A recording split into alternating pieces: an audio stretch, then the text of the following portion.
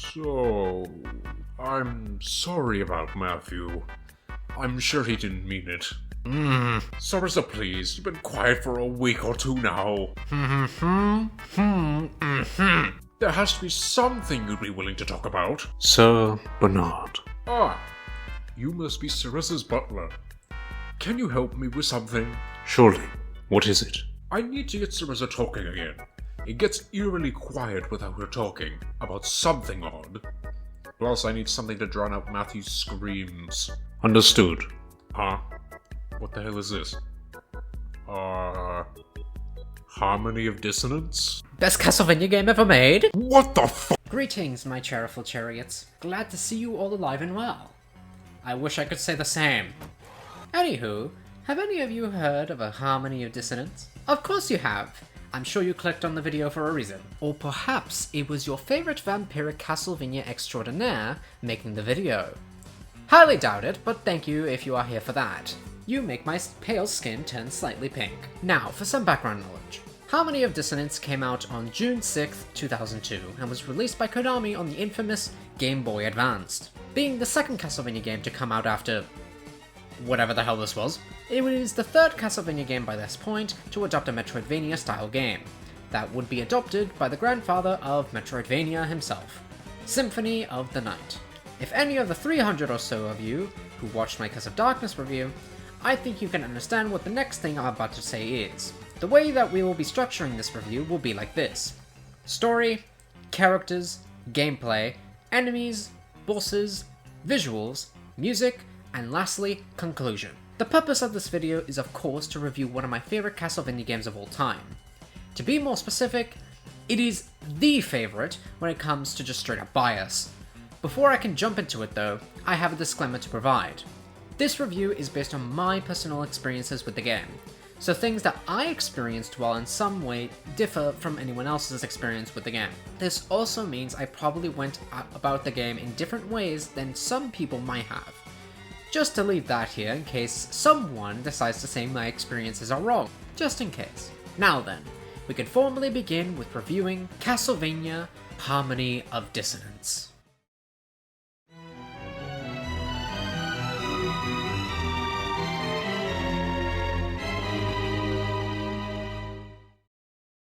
Our story begins with a recap of events that will lead us to the beginning scene of the game.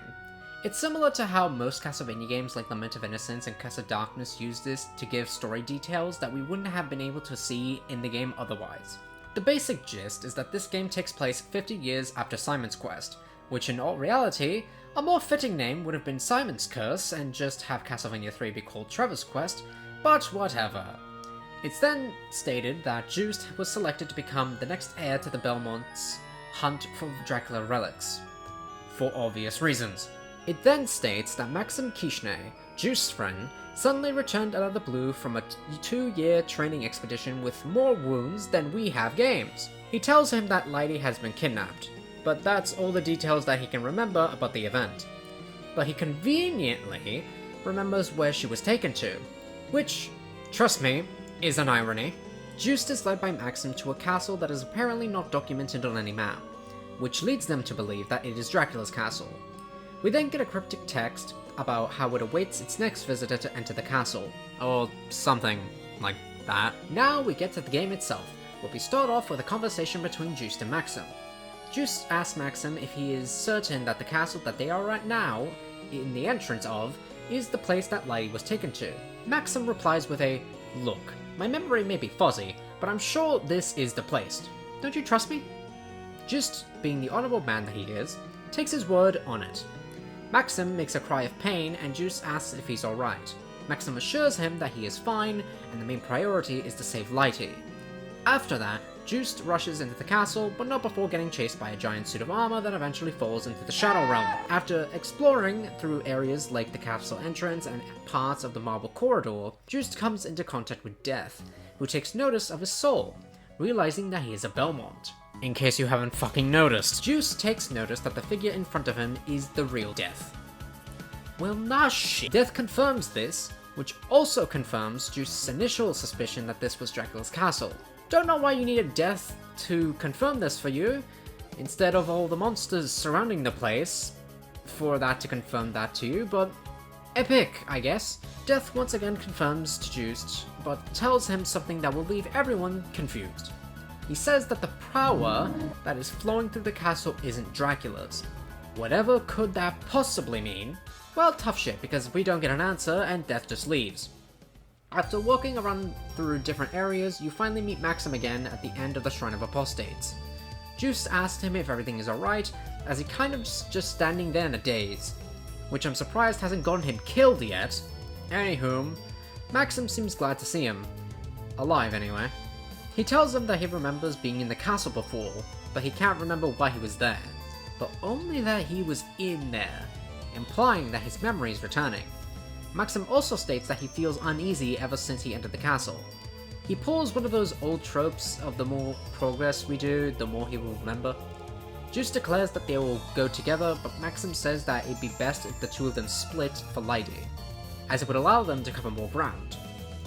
I don't know about that one. Anyway, pretty obvious Maxim has never seen an episode of Scooby-Doo. Later upon entering the castle's treasury, Juice finds two things. A room where he can put furniture in, and another with a random guy selling body pillows. Juice asks this man why on earth is he selling stuff in a place like, oh, I don't know, Dracula's fucking castle? The merchant, who mind you, never gets a proper name, tells the story about how he wandered into a random fog and that he is how, magically, showed up in the castle. Juice still tells him that even with that, it still doesn't make sense to start up shop. The merchant replies back to him saying that he couldn't find an exit to the castle, so he just said fuck it and started a store. Which makes me wonder, who was he going to attract as a customer exactly?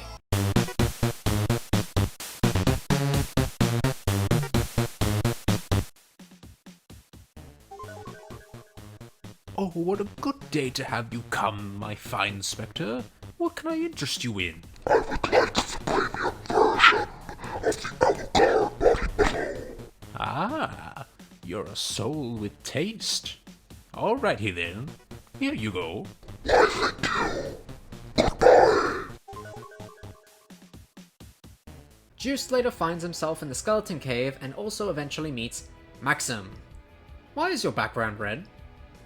Why is it red? Juice rightfully asks Maxim if he has found Lady, but he replies very strangely. He accuses Juice of being the one to kidnap her, and he believes that Juice asking him about Lady was a form of mockery. Juice, rightfully confused, asks him what the hell is he talking about. Based on what Maxim says here, he is assuming that Juice is evil, and believes that he will do something horrific if he finds Lady. Juice is just as confused as he was before, and keeps asking what is wrong with him, as he is not how he usually acts upon his normal demeanor. Maxim reveals that he gains some form of new power that will aid him in becoming stronger than a Belmont. Like a Twitter user, Maxim says something vile to Juiced and then runs away to not face any form of repercussion whatsoever. Juiced is left very confused as to the person he just spoke to. Upon taking a portal, he arrives at the entrance of Sky Walkway and finds Maxim. Again.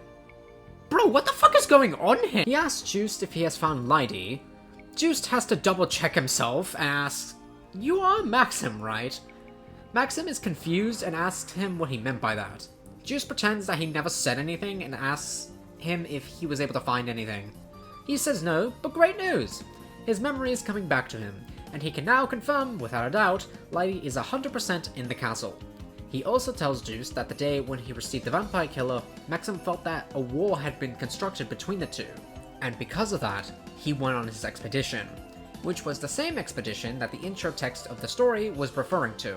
His reasoning for doing so was because Maxim wanted to be stronger than Juice so that Juice could live a life of calm and relaxation from his family duties. Aww, how noble.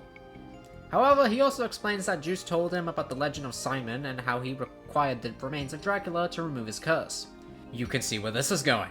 Maxim thought, perhaps if I were to do the same thing, my wish could come true. However, he says his memory is lost after that point. Juice comes to the conclusion that the remains in the castle are authentic and could possibly be the reason why the castle has risen to begin with. Maxim apologizes to Juice for this, but Juice tells Maxim that out of all people he should apologize to, it should be Lady when they find her. Maxim and Juice go their separate ways, again, in hopes of finding Lady. After exploring more of the castle, Juice ends up at the top of the clock tower and meets none other than Death himself. Death asks Juice about whether or not he knows of a man named Maxim. Juice replies with a yes, but questions why Maxim has anything to do with his question. Death explains that he became in possession of objects that have Dracula's essence all over them. Juice corrects him that these objects are Dracula's remains. This catches Death by surprise as it finally explains something that has been on his mind for a bit. Juice is confused by Death's realization of something, so he asks him what he's all giddy about. Death, being the courteous person that he is, decides to give Juice an exposition of what was going on. He explains that the castle was created by Maxim's will. Juice objects to this as Maxim would be incapable of doing such a thing, but Death refutes this by saying that it would be true if the remains weren't involved, and now the two spirits of the castle embodied the power of Dracula. He continues on and says that there are now two spirits within Maxim's body, one being the original spirit, while the other is a twisted version birthed from contact of Dracula's remains. Juice calls cap on Death's nonsense, but he continues explaining away and says that since there are two spirits, there are now two castles.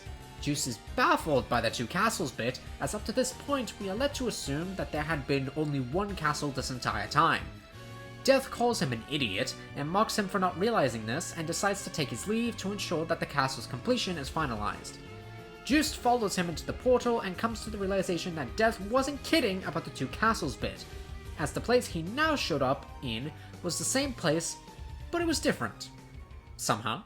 After going backwards through Castle B, Juice ends up back in Sky Walkway, and guess who he finds there? That is correct. Maxim, of course. Maxim states that he is surprised that Juice is still alive. Juice was close to addressing him as Maxim, but quickly corrects himself and remembers what Death had explained.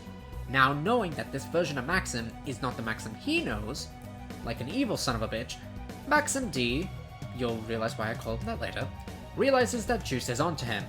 Juice asks who he is, but Maxim D simply tells him that he is Maxim, just not the Maxim that he knows. Instead, he is the embodiment of Maxim's darkest desires with a little mix of Dracula's gamer essence. He also says that he is unsure if the real Maxim knows if he even exists, which considering Maxim's behavior, yeah, I don't think he does. This leads Juice to figure out that the person who kidnapped Lydie was, in fact, Maxim D. Maxim D laughs and reveals that it was indeed him who did it, which implies that Maxim D has the ability to exit Castle B and enter the real world. However, since the real Maxim lost his memory, it threw a wrench in the whole scheme of things. However, when he recovers his memory, Lydie would surely be his.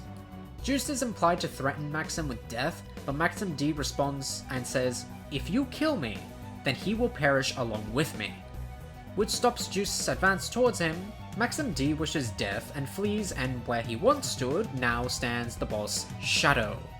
After exploring the castle again, he soon arrives back in the Castle A version of Sky Walkway, and sees Maxim sitting against a wall. He calls out to Juice, as Juice calls back to him, making sure that it is the real him this time.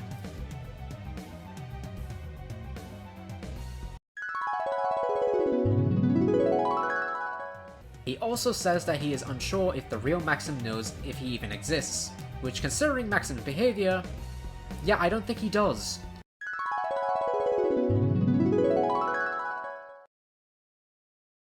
Ignore that I said that. Maxim tells Juice that he was nearly taken over by him, either implying that there is one Maxim, but there are two spirits in one body, or there are two Maxims, but both are fighting to become the whole Maxim. Either way, he explains that Dracula's power was too much for him, which is why we find him in the position that he is in. Juice refutes this and tells him to be strong. Maxim then explains that during the situation of Lydie's kidnapping, which is very much due to Maxim D's fault, that he hid her in a figment of his imagination. However, since the circumstances of Maxim's memory loss are still unclear, it was still the one thing that kept Lydie safe from any harm. Overall a net positive. Right after that, Maxim tells Juice where she is and gives him his bracelet. Juice doesn't wish to leave Maxim, but he is left with no other choice. If he remains there in attendance of Maxim, Lydie would be captured by supposedly Maxim D. After eventually reaching the castle top floor, Juice comes into battle against Pazuzu, and eventually defeats it with no issues. Once defeating him, Juiced enters the next room where Lydie awaits with only what some would call divine patience. The two exchange for a bit, and Lydie mentions that Maxim took her there for safety. I will now display the very look Juiced displayed upon hearing this. Rather than answer her question a sentence prior, Juiced tells her that Maxim is waiting outside and they have to leave. Lydie then asks about the person who kidnapped her, which surprises Juiced to hear this, as you would think that you would know the person that kidnapped you, but Lydie thankfully explains that she was blindfolded, up until Maxim rescued her. Juiced, wishing to not add on to that, urges Lydie that they go now. Lydie agrees, and they make it out of the castle safe and sound. Psych! You thought it was gonna be that simple? Death shows up out of nowhere and snatches Lydie like how a clown snatches children. Hello. After that little squabble, Juiced explores the castle again and finds himself in Castle A's version of the Luminous Caverns, which is where Death so happens to reside waiting for him. Juiced demands Death return Lydie back to him, but Death tells him that she is now in the custody of Maxim. He purposely never says which, but come on, do I really need to spell it out for you as to which Maxim he gave her to? Juiced is puzzled as to why a random blonde girl is a necessity in whatever it is Death is planning. Death explains that Lydie will play a big role in the plan to unify the two castles. The castle itself is, as he describes, transient, and is preparing for Dracula's return. Due to this transient state, the resurrection cannot be completed, so in order to do so, the real Maxim spirit would need to be cleansed. Juiced shouts at Death, saying that his plan won't go along so easily, as Maxim has a strong soul. Death then says, and I quote, "He was born of my lord, so of course he knows ways to reinforce his power." Okay, this quote alone is questionable. He is either referring to what Juiced just said about the real Maxim, hence he should be referring to God as the Lord, or just God, or he is referring to Maxim D, where the born of my lord part makes sense, but it has nothing to do with what Juiced just asked. Anyway, the next thing he says is, when something is dear to you, its effect upon you becomes immeasurable. Need an explanation? Yeah, I fucking figured you would. So, what Death is referring to here is possibly, in order to cleanse Maxim's soul, Dracula would require something to give him more power. That thing being the blood of a supposed young virgin. Only character to properly fit that bill would be none other than Lydie Erlanger.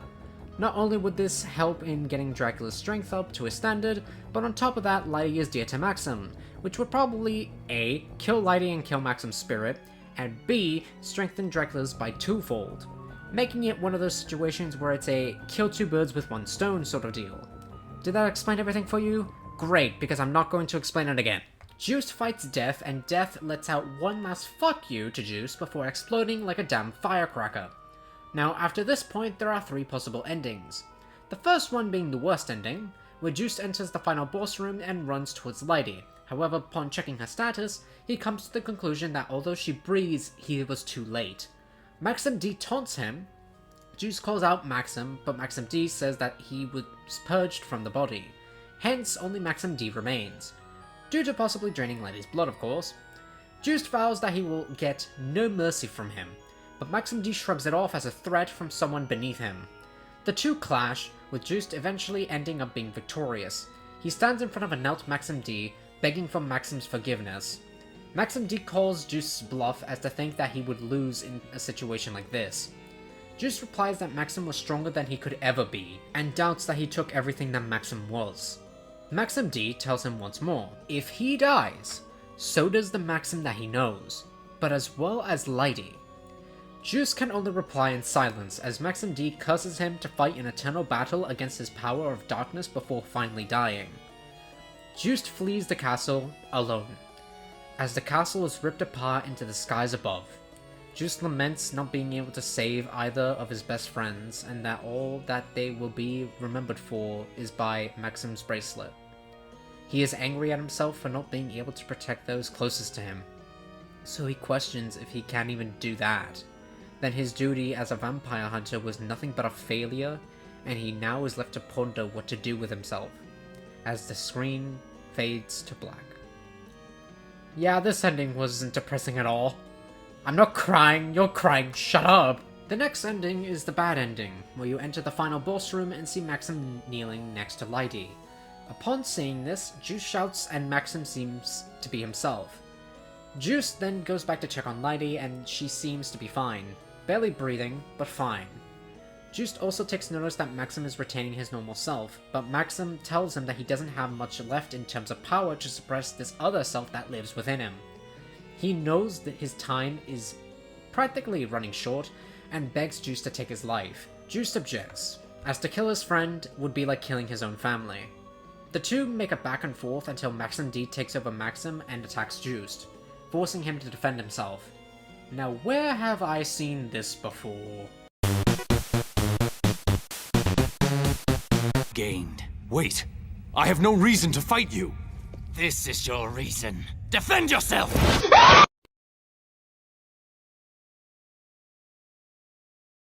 After the two finish horseplaying, Maxim kneels to the side of the room, defeated by Juiced. He thanks him for defeating him, as it was his wish to be so by Juice's hand alone. Juice calls out to him, but he continues speaking. He tells Juice that he did all of this to try and rid Juice of his cursed and eternal fate of fighting Dracula. Because, you know, normal things friends do. Juice tries to comfort him and try to imply that he can still make it. Maxim utters his final words to Juice and lays dead at his feet. Juiced and Lydie then flee the castle as Juiced watches it be torn asunder and disappear into the clouds above. All the while, Lydie lay unconscious up until the castle dissipates. Lydie asks about Maxim, and you can just feel the anguish from Juice's expression. He's on the verge of pain and misery, ashamed to wish to tell her of Maxim's fate. Lydie understands without Juiced uttering a word, and comforts him. The two of them plan to head back home as they now mourn the loss of their friend.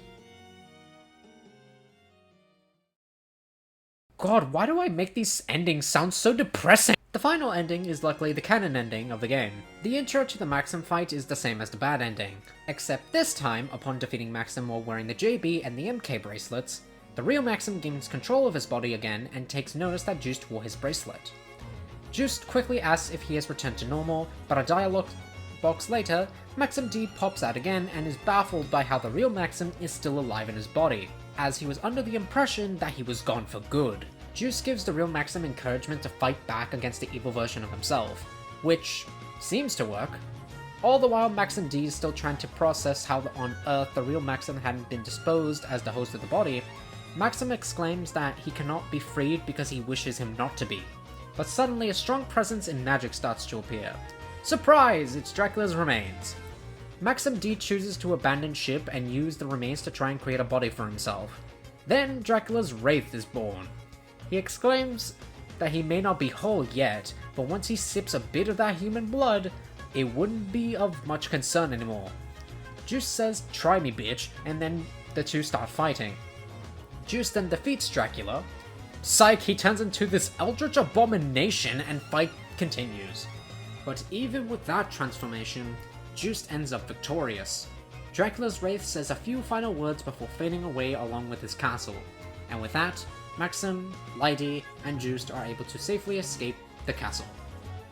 Maxim immediately asks where he is, and Juice seems to be glad that all is normal now. Maxim is reminded of Lydie and quickly asks if she's okay. Juice assures him that she is, albeit still unconscious.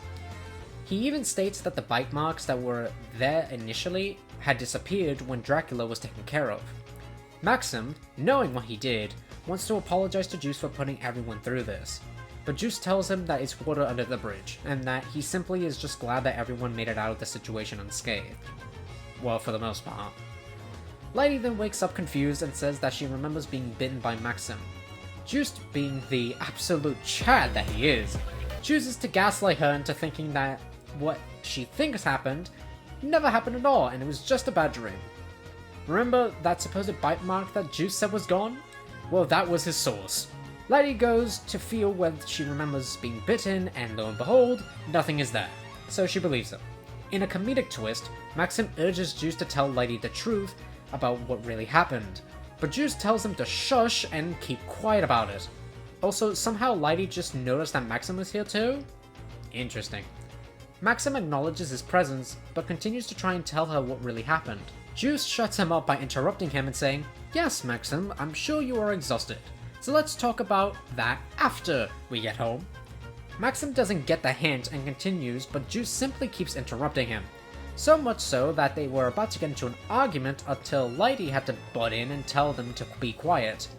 After a moment of silence, Lighty tells them that they had just got back together. Maxim tries to explain his story, but Lighty tells him to save it until they get home. For now, they should talk about other things. The three of them share a moment together before the screen cuts to black and the credits roll. You know, for a GBA game, its story is surprisingly complex. It's not like Circle of the Moons, where the most I can say is that Hugh and Nathan have some form of decent dynamic, but the rest of the story is just a bore fest from start to finish. However, there is hardly a character in this game that I wouldn't call uninteresting or underwhelming. Overall, the story is one of the best in the series. You can make an argument that games like the Sorrow Duology and Symphony of the Night have better stories, but I prefer the realm and scope that this game managed to bring to the table, even with the limitations of the hardware that it was on. Speaking of characters...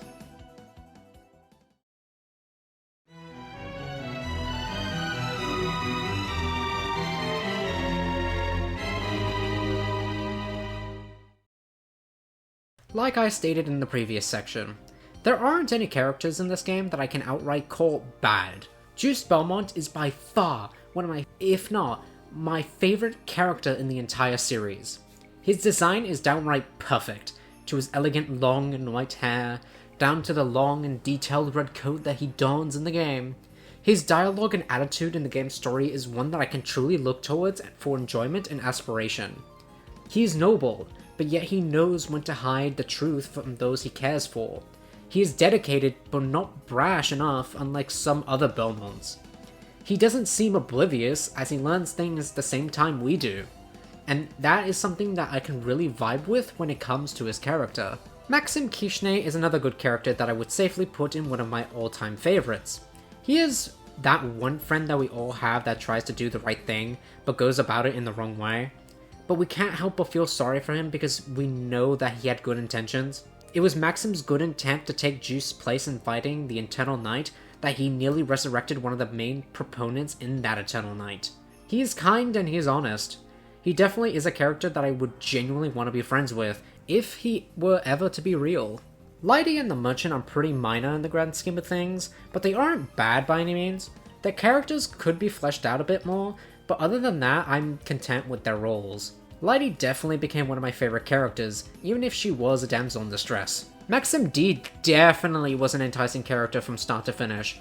Also, I'm pretty sure you all understand why I chose to call him Maxim D instead of something like, I don't know, Maxim B or Fake Maxim or something. He definitely was an interesting villain to the story. Even if he shared the same face as the original Maxim, he goes from being an enraged Maxim to a calculating schemer, as if he knew that we had no idea that there were two Maxims, and Juice didn't know that either. All we knew was that Maxim D acted differently from our Maxim and had a red background. When upon learning the realization from Death, it makes his situation make all sorts of sense. Speaking of Death, this is the only game in the GBA games where he has any sort of plot relevance. In fact, we never see him really have a starring role again in a portable console up until late 2006 with Portrait of Ruin's release. So how is he fare in this game? Well, his design is one of the better versions of him, that's for sure. However, if you are looking for a good character depiction of Death, I'd say go looking in Curse of Darkness or Grimoire of Souls. Overall, the characters in this game are a solid cast.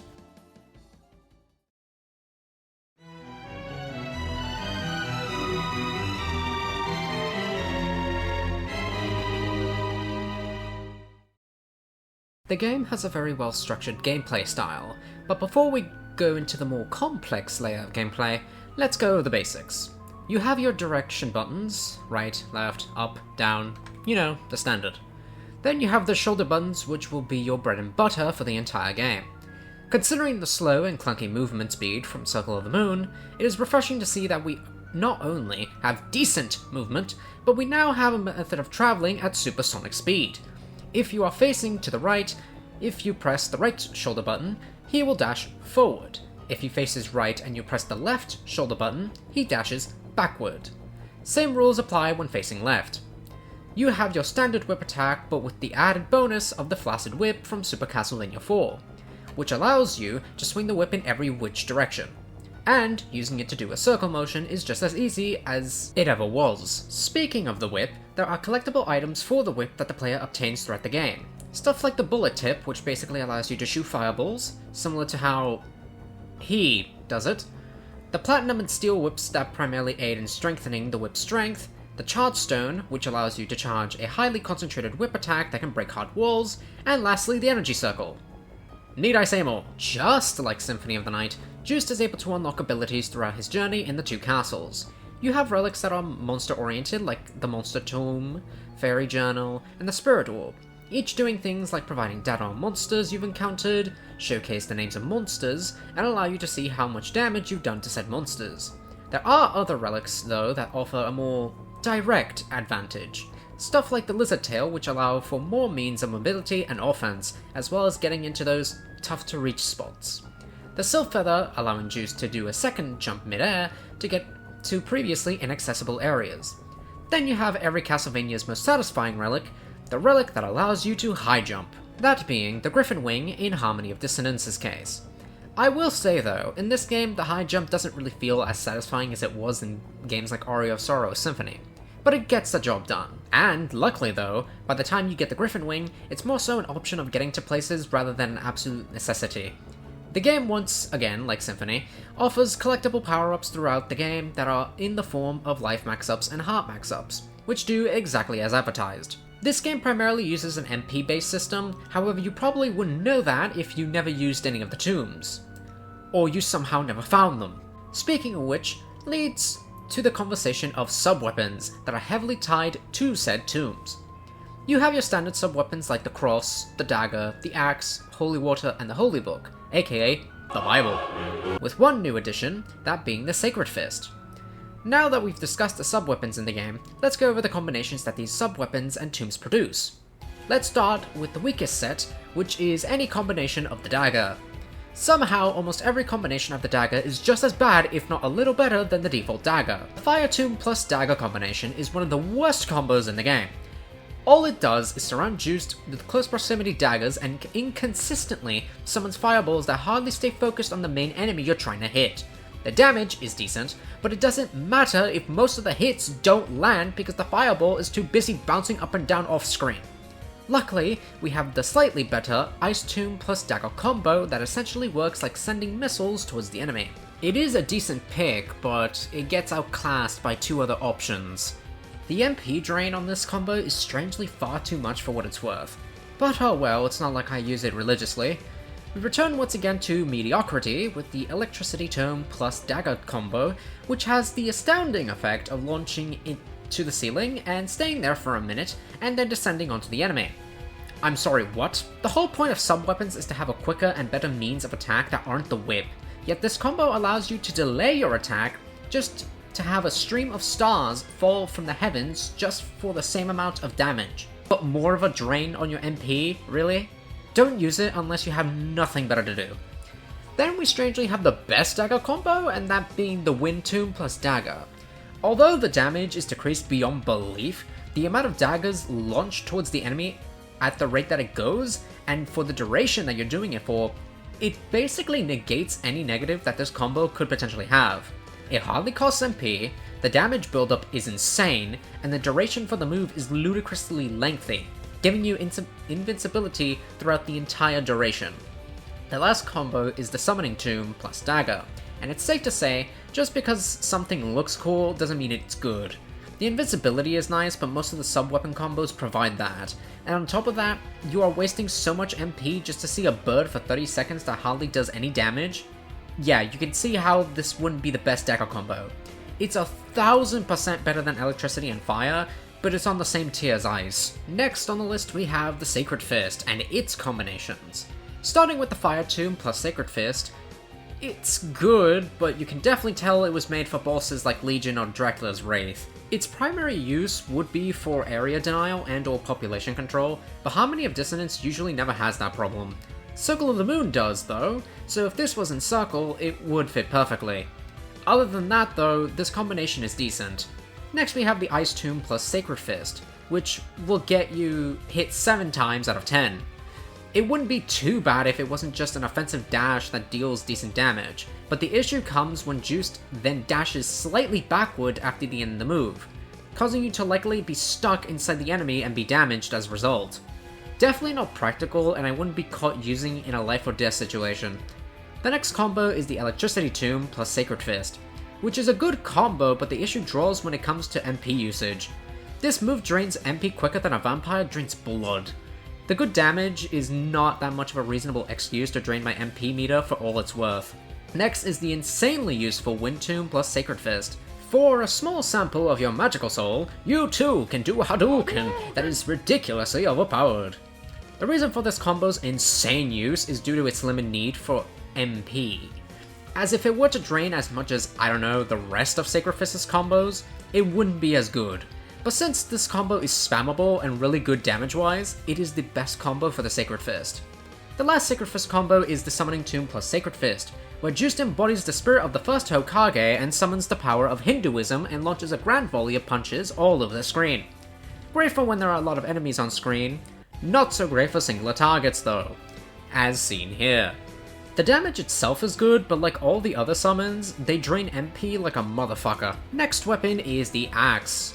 The Fire Tomb plus Axe combo is actually pretty decent. Stationary invincibility while 2 flame dragons just start tearing up the enemies unlucky enough to be caught in the crossfire. It's not too consuming on your MP either, and it lasts a good while, so I'd say it's good. Then comes Ice Tomb plus Axe, which I'll be honest, isn't my cup of tea. It's not bad by any means, it does decent damage and it doesn't drain too much MP, so what's there not to like? Well, to me, the angle and speed at which the projectile glacier tends to fall from is sort of an inconvenience to me. It's really a matter of preference when it comes to this combo, but it definitely has its uses. Next we have the Electricity Tomb plus Axe, and let me tell you, it is not effective at being a screen wipe type weapon. It does the same damage as Ice, but consumes more MP than really needed, and in situations where you will be face to face with only one enemy, its use is very unnecessary, and like I said before, most of these screen wipe combos would be very useful in games like Circle of the Moon.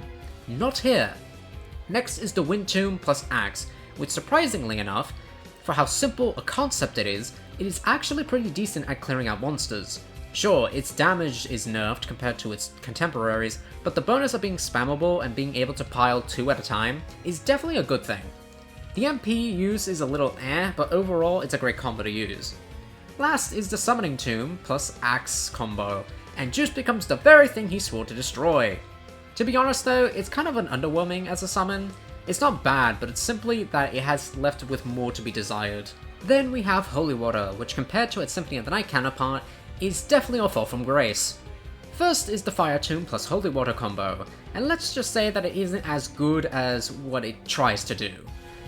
Weak enemies, sure, but when it comes to anything beyond the health pool that it can manage, it struggles in direction. Not bad, but definitely better options. Next is Ice Tomb plus Holy Water, and holy Christ is this one kind of underwhelming as well. Sure, you trade offense for range, but why have that side effect when there are other options that offer both offense and range? It's got its uses, don't get me wrong, just completely irrelevant compared to its better cousins. Next is Electricity Tomb plus Holy Water, and holy shit do I feel like Zeus! Konami should not have allowed for this move to be spammable. It's by far the best Holy Water combo by a long shot. Stacking pillars of lightning that will hit enemies no matter where they are. Both enemies and bosses tremble at its thunderous feat. Next is Wind Tomb and Holy Water.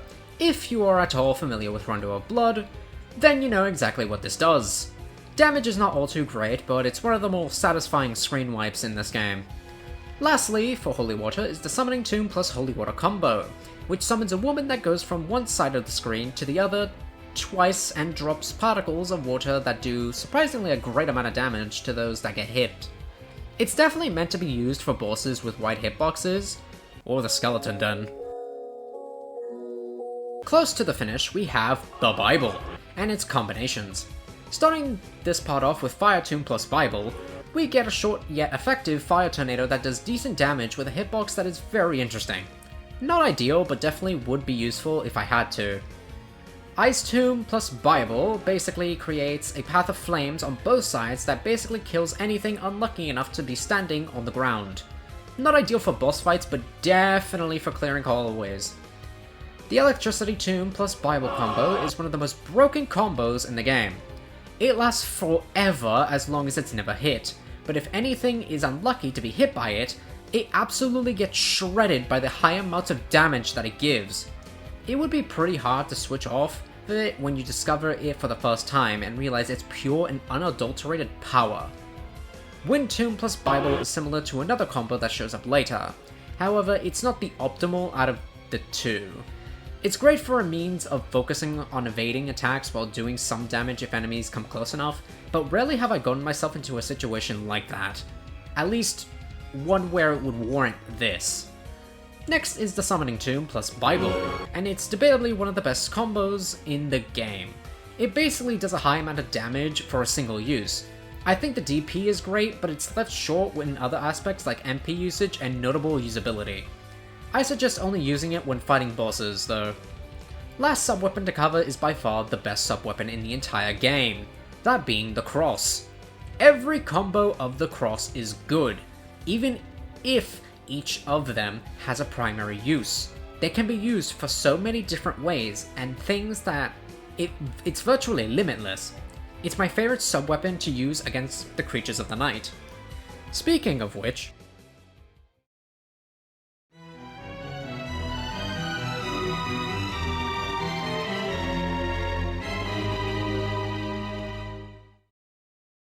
like in the last review, I'm going to highlight the enemies that I hate, and end off with the enemies that I ended up enjoying fighting. I can hate or love an enemy for any reason, so our reasons may not align for each and everything, but with that out of the way, let's get to the enemies. Medusa heads. No matter what game they appear in, they will always be a damn nuisance. Every variation of the Fleaman. Same goes for them as well, except their armored variants are even more annoying than their regular counterparts. Bone Throwers. Any enemy that requires them to throw bouncing projectiles every 2 seconds is automatically one I know I'm going to despise. Balloons. If you have played this game before, the Chapel of Dissonance is a blessing yet a curse. Devils. Sometimes I enjoy fighting you, however there's only 30% of the interactions I've had with you. Somehow you're predictable, but I can never escape getting hit by you one way or the other. Nice design though. Arabacus. Medusa heads with directional awareness. Harpies. They are one of the reasons why so many people hate the clock tower stages in Castlevania games sometimes. Spectres. Once again, predictable, but sometimes they just slip and manage to penetrate you with their big sword. Wait a minute. Rare ghosts. I always disliked enemies that have certain percentages of showing up. If you ever had to grind for their appearance, you'd understand what happened that caused me to hate them. Clear bones. I'm never able to attack them, but they can always attack me. Get out of invincibility, you piece of sh**. Now, for the enemies I did like, Gate Guarder, Guardian Armor, Boomerang Armor, Bronze Guarder, Hammer, Pike Master, and Revenge Armor are my favorite enemies in the game, due to their designs and their animations, as it's really the way that they interact with your attacks and move in a sort of uncanny manner. Simon's Wraith. I like the reference to Simon Belmont. That is all. Victory Armors. Cool, and as much as they are bullshit in the early game, they are kind of easy to deal with mid to late game. Arthroskeleton and Skeleton Spider. Both these enemies are cool as fuck, and it goes for the same reason as for the armors. Blaze Masters. Their death sounds are fun to hear. I'm sure there are more enemies, but I'm pretty sure there are more interesting things to talk about. Like...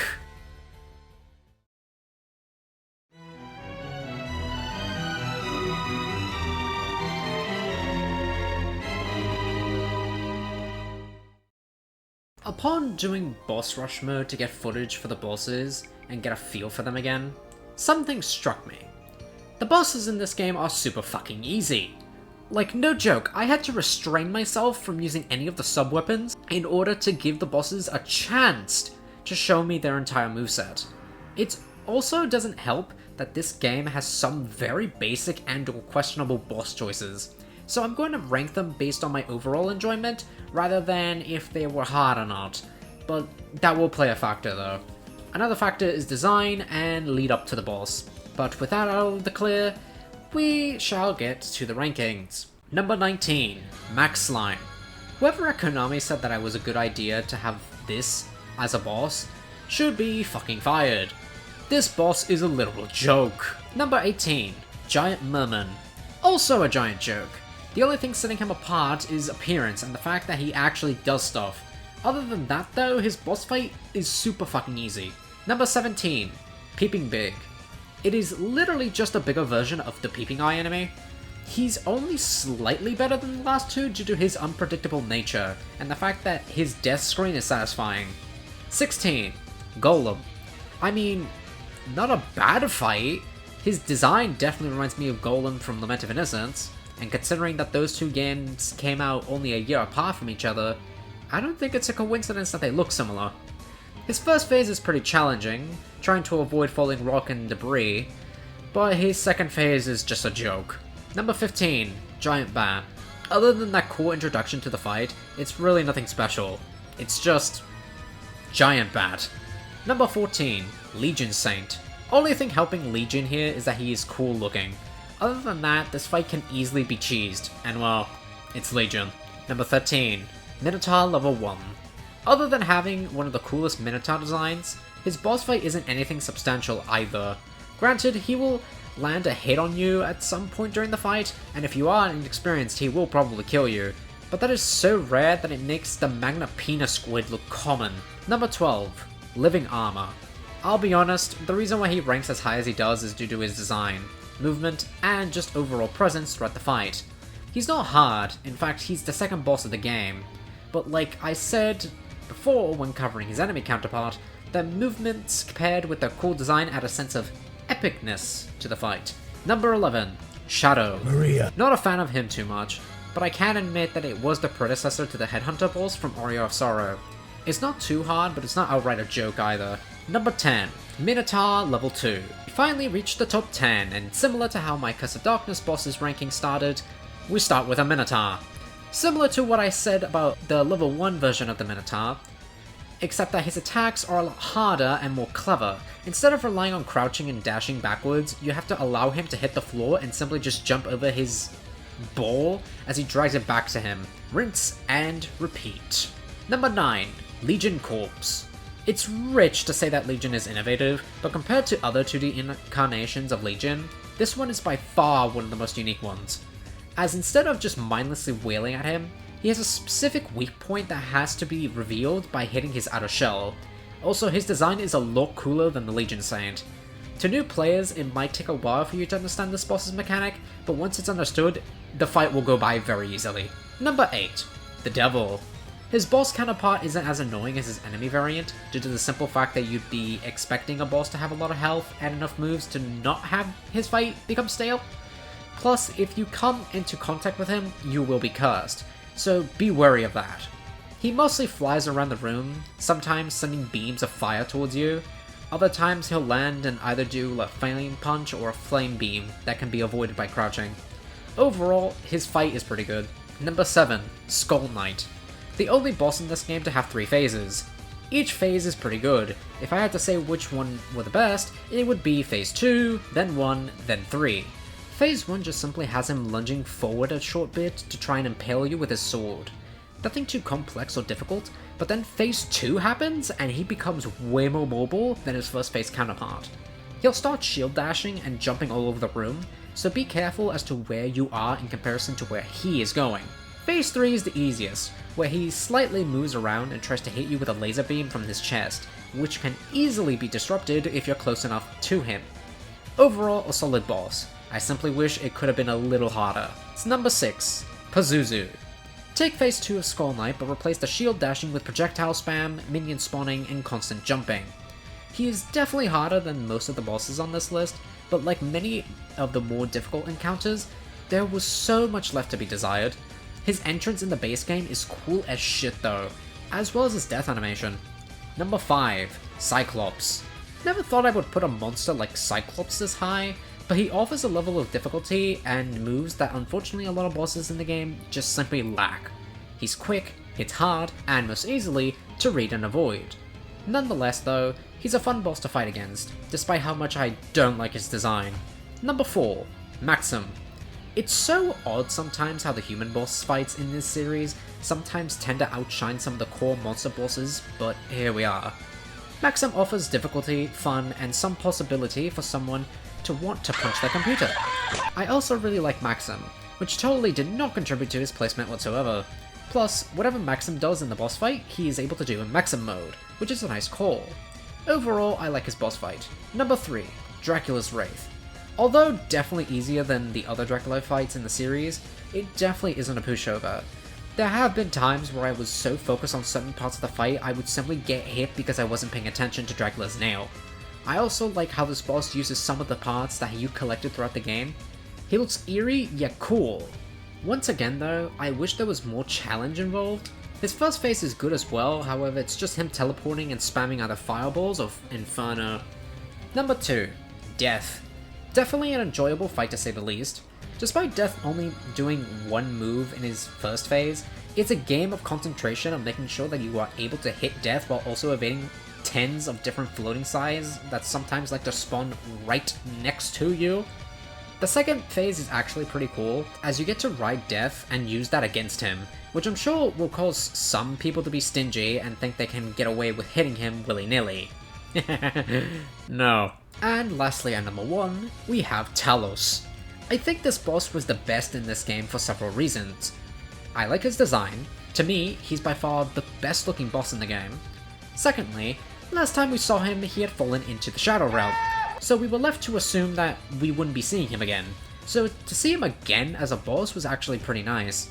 Thirdly, like I said about many of the armors before him, his movement and animations are really cool in how eerie it is. Fourthly, he's a tall motherfucker, leaving an impression that many bosses in this game just simply do not give.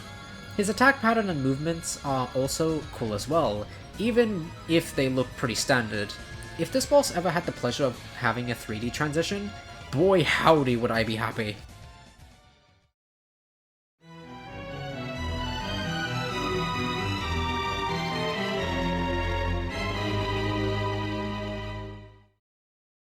I'll be honest, despite having the locations repeat twice due to the castle A and B mechanic, I never really felt that areas of the map felt dull.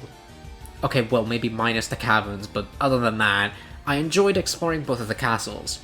Areas like the Skeleton Den, the castle entrance, castle treasury, chapel of Dissonance, and even the clock tower are all expertly made, as some of the sprites for these backgrounds are very well detailed for a GBA game, especially considering the game that came before it. Now, as to the coloring, I don't have an issue with it, but it definitely could have been better. The reason the game uses the color scheme that it does is because apparently it had something to do with the GBA screen being too dark, so in order to compensate for this, they used the colors that they ended up using for the game. I think the team shouldn't have slacked off on certain animations, like character animations or certain enemy types having some bare bones animating, but there are some fields where it's definitely better. If you do want a recolor of the game, I do suggest checking out the link that I'll provide in the description for a pretty good recolor for the game. Other than that, I don't have much else to say.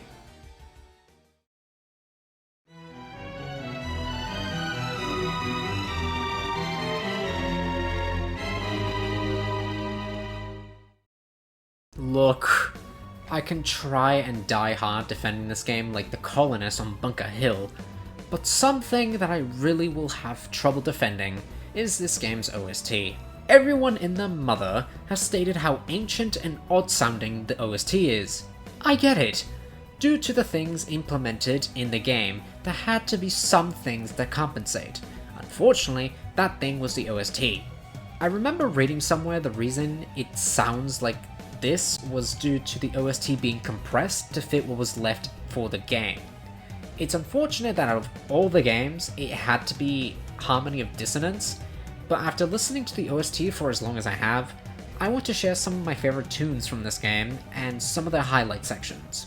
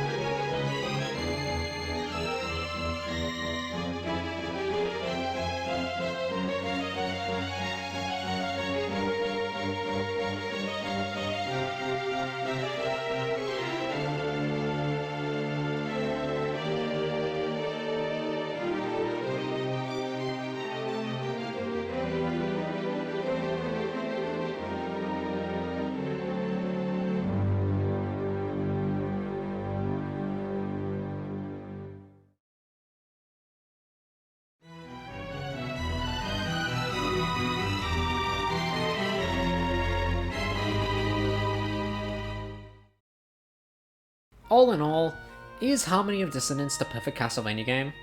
Yes. You thought I was gonna say no, didn't you? But for real, it does have flaws. Some more minor than others, and some game-defining. However, its positives are definitely what allows this game to stand out amongst other Castlevania games of its time. Hell, I wouldn't even go as far as to say that it hasn't aged horribly, and it's still an enjoyable experience even 20 years later. It is one of my favorite 2D Castlevania games, and for good reason, as the gameplay is complex yet simple and fun to mess around with. The story is enjoyable, especially for a GBA game. The bosses, although simple in practice, don't necessarily mean they are boring. The enemies are definitely more fair yet also a challenge, something that the game before it didn't know how to properly manage, and the characters are some of the best in the series.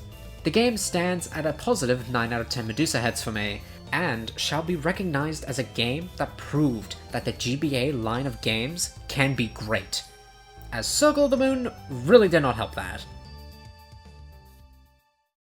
Well, that was definitely expansive. I had no idea you had that much to say about a game that hardly anyone remembers. When Juiced is involved, how can I never find good things to say? Well then, glad to see that you are out of your cast. Yep. However, one small problem. What would that be? All of my bones are still broken. Oh,